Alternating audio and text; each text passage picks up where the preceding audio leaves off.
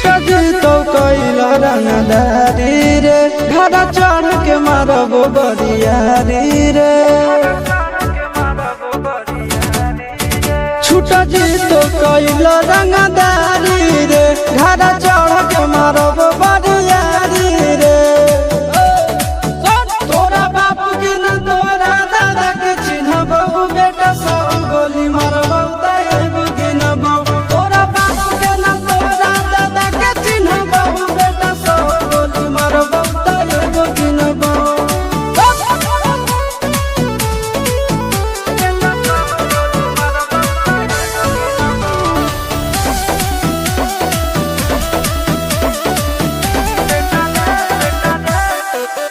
बेटा रे काटा से ठोक देबो चिमनी के भाटा में झोंक देबो देखबो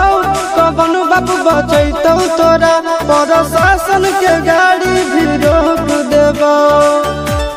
बेटा जी सुनो बेटा रे काटा से ठोक देबो चिमनी के भाटा में झोंक देबो देखबो कवन बाप बचैतौ तोरा प्रशासन के गाड़ी भी रोक देबो तोरा जैसन के हम खड़े खड़े गिनबो बेटा सब गोली मारबो तैबो गिनबो तोरा बाप के न तोरा दादा के चिन्हबो बेटा सब गोली मारबो तैबो गिनबो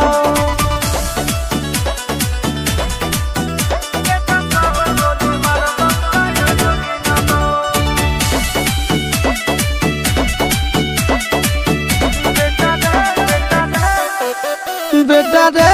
दौड़ा के बाजार में मारबो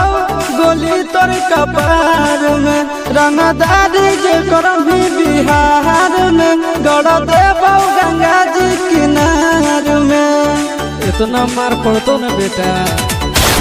बेटा रे दौड़ा के बाजार में मारबो गोली तोर कपार में रंगदारी जे करबी बिहार में गड़ देबो गंगा जी किनार में कहो चिंटू आशीष के कारण सुनाबो बेटा सब गोली मारबो तैबो गिनबो तोरा बाप के न तोरा दादा के चिन्हबो बेटा सब गोली मारबो तैबो गिनबो मारत मारत पिछुआरा लाल कर दे बेटा ध्यान से बाप इधर है।